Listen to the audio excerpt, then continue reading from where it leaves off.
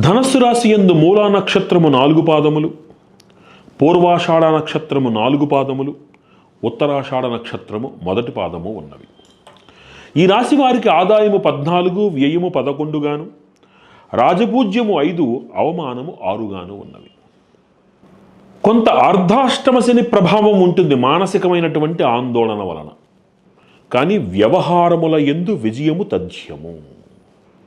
అంటే చాలా కాలం నుంచి వీళ్ళు ఎదురు చూస్తున్నటువంటి విదేశీ ప్రయాణము, విదేశాలలో స్థిరపడటము, ఆర్థిక బలము, వీటన్నింటికీ కూడా ఈ మాసము చాలా యోగ్యమైనటువంటి సమయం. క్రితం సంవత్సరం ఎంత బాగుందో అంతకు తగ్గ ఈ సంవత్సరము కూడా అనుకూలమైనటువంటి ఫలితాలే కనబడుతున్నాయి. మీ స్వయం ప్రతిపత్తితోటి, మీ తెలివితేటలతోటి మీరు గుర్తింపును పొందడమే కాక మీ యొక్క వాతావరణాన్ని మీరు మీకంటూ ఒక గుర్తింపును ఏర్పాటు చేసుకుంటారు. అనూహ్యమైనటువంటి విదేశీ ప్రయాణము, విదేశాలలో ఉద్యోగం చేయవలసి రావడము, అది కొంతకాలం అక్కడ ఉండేందుకు అవకాశం. అంటే ఏదో వెళ్ళి వచ్చేయడం అట్లా కాదు, ఒక 4 ఏళ్ళు 5 ఏళ్ళు అక్కడ ఉండేందుకు అవకాశం. ఆదాయ వనరులు పెరగడం, పిల్లల యొక్క భవిష్యత్తు ఆనందదాయకం అవ్వడం, పిల్లల మూలకమైనటువంటి విజయం, ఆనందము మీకు సిద్ధిస్తాయి. మీకు డిఫెన్స్ పరిశోధనా రంగాల్లో ఉండేటువంటి వాళ్ళకు అద్భుతమే. ఇంకా ప్రభుత్వ కార్యాలయాల్లో పనిచేస్తున్నటువంటి వాళ్ళకి గుర్తింపు చక్కగా ఉంటుంది. కొంత ఎక్కడ చూసినా చిన్న చిన్న ప్రతికూలతలు ఉన్నప్పటికీ ఎక్కువ శాతం ఆనందము, ఎక్కువ శాతము మీ ప్రతిభ మీరు నిరూపించుకునే అవకాశము, మిమ్మల్ని మీరు నిరూపించుకునే అవకాశం.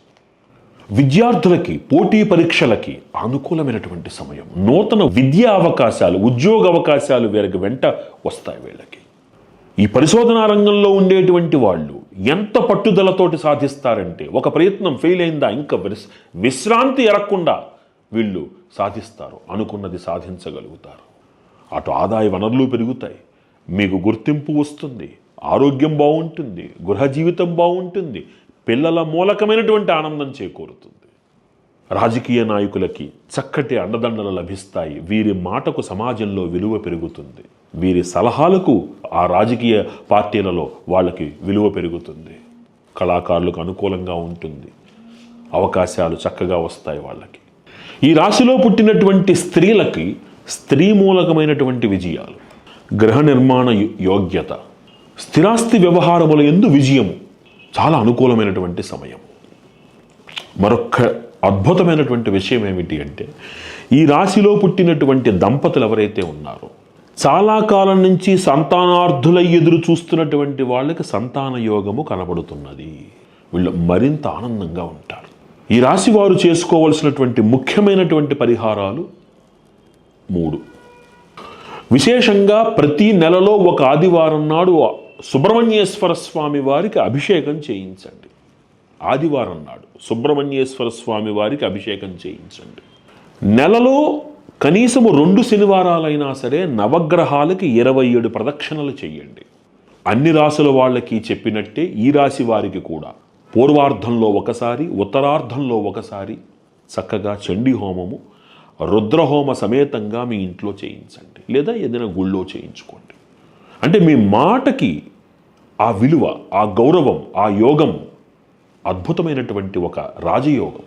దీన్ని అందిపుచ్చుకోవడం, ఇది అందిపుచ్చుకుని మన దగ్గరికి వస్తున్న సమయంలో మన చుట్టుపక్కల ఏర్పడుతున్నటువంటి శత్రువర్గం వాళ్ళ నుంచి మనల్ని మనం రక్షించుకోవాలి. ఒక మానవ మాతృడిగా నన్ను నేను రక్షించుకునేటందుకు నాకున్న పరిధి చాలా పరిమితం. అదే దైవాన్ని నమ్మిన వాళ్ళకి ఆ దైవానుగ్రహం వలన కలిగేటువంటి సత్ఫలితం విశేషం. కాబట్టి ఈ పరిహారాలు చాలా విశేషమైనటువంటి సత్ఫలితాన్ని మీకు అందిస్తాయి. ఈ పరిహారాలు ఆచరించి ఈ రాశివారు మరిన్ని సత్ఫలితాలతోటి మరింత ఆనందంగా ఉండాలని ప్రార్థిస్తూ